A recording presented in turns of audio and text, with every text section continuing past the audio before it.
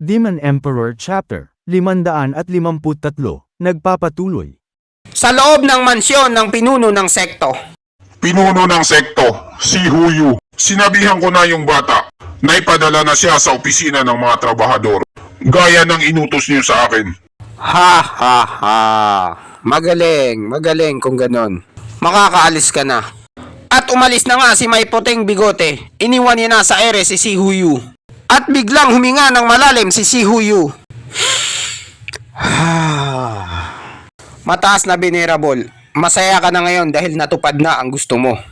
Hay nako, nawala na ang nag-iisang pag-asa natin manalo sa susunod na pagtitipon ng 2 dragon. Dahil winakasan mo na ito, wala ka talagang kwenta. Isa siyang talentado at mahusay. Bihira lang makita sa isang tao. Tapos itinapon mo na lang siya bilang trabahador. Hindi ka talaga marunong mag-isip. Nakaupo na lang ang spiritual ng mataas na venerable at hindi makapagsalita. Dahil tama naman ang sinabi ni Huyu tungkol kay Chupa.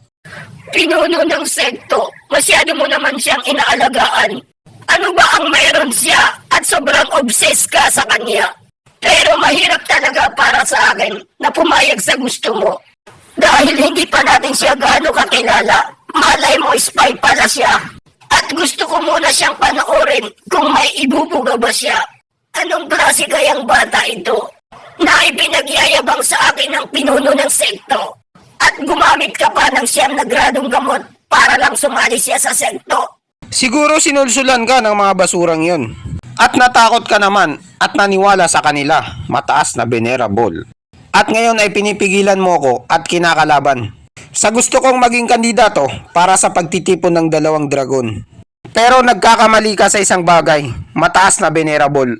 Pareho lang tayo ng amoy at balat.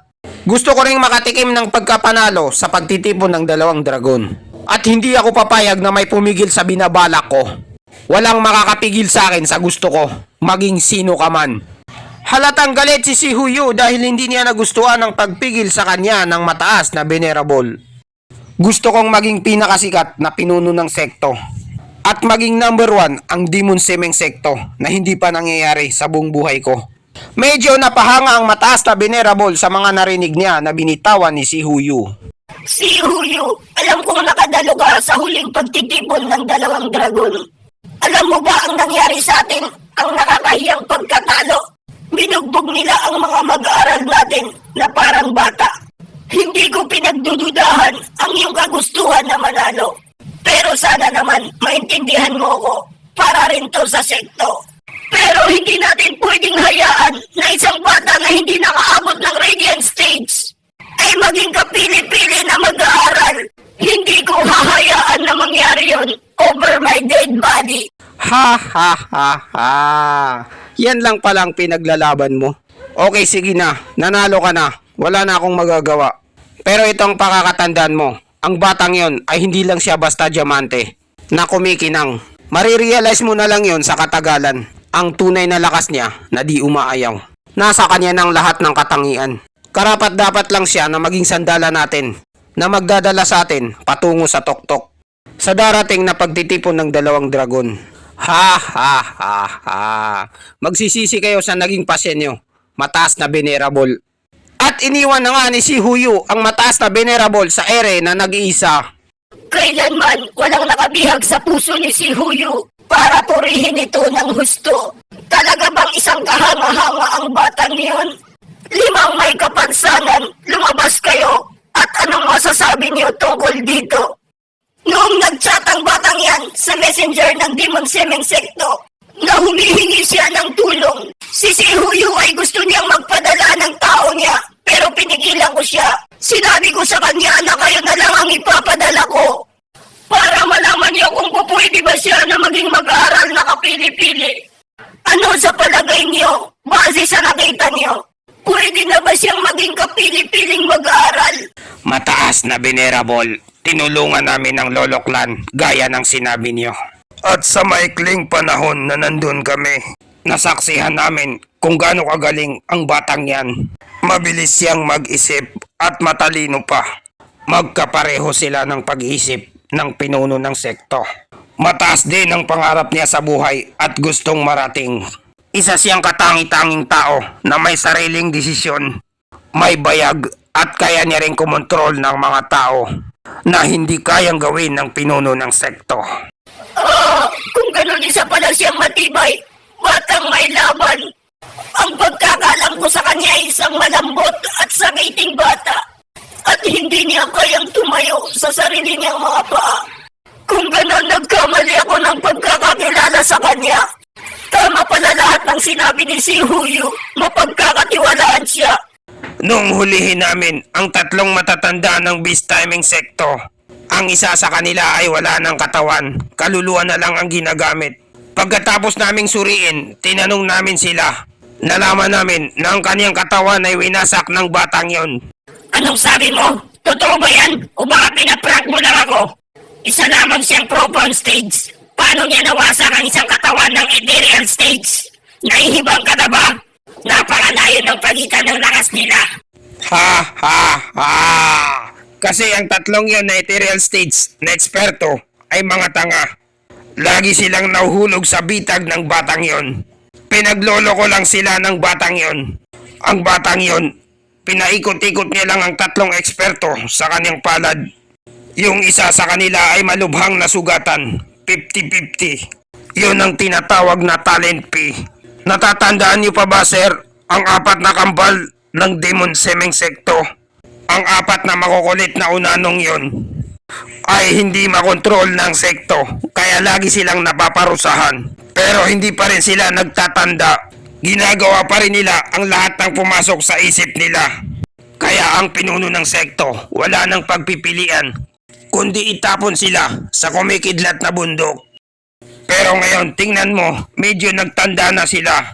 Naging masunuri na sila, lalo na kay Chupa. Ni minsan hindi sumagi sa isip nila na suwain si Chupa at ipinagtatanggol pa nila si Chupa laban sa iba. Si matandang mata, napansin niya ang batang yon ay may taglay na pagiging pinuno. May alindog siya na inaakit ang mga tao papunta sa kanya. Siya na siguro ang tao, sir, na matagal ng panahon yun ang hinahanap. Siya na ang dawan mo. Siguro nga, siya na ang matagal ko nang hinahanap. Pero kailangan ko muna siyang subukan kung papasa siya.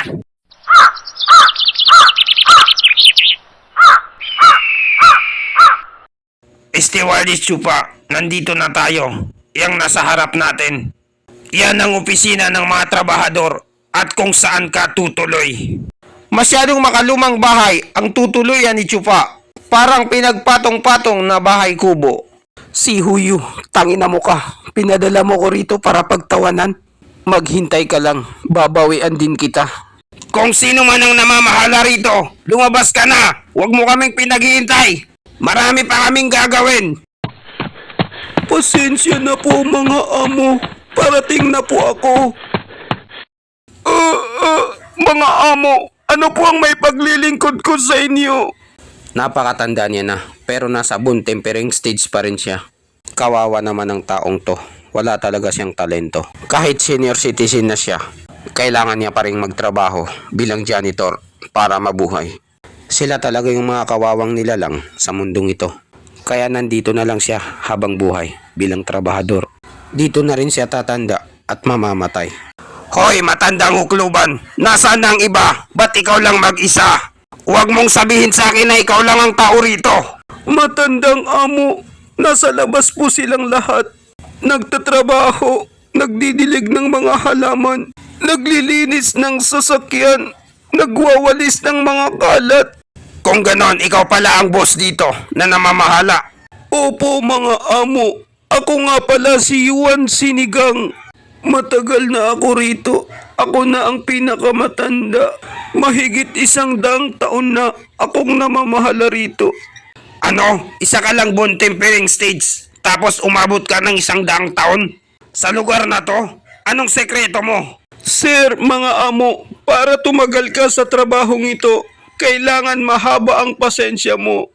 Ang opisina ng mga trabahador ay may kahirapan, pero diskarte lang ang kailangan. Pwede mong sipagan ng trabaho para ma-promote ka bilang matanda. O di kaya kailangan mo lang maglaylo. Huwag kang magpapansin at magpasikat sa iba. At ako yun ang ginagawa kong diskarte. Hindi ako papansin tulad ng iba dyan. At dito nagtatapos ang chapter 553. Maraming salamat po sa panunood nyo. Mag-subscribe para laging updated sa buhay ni Chupa.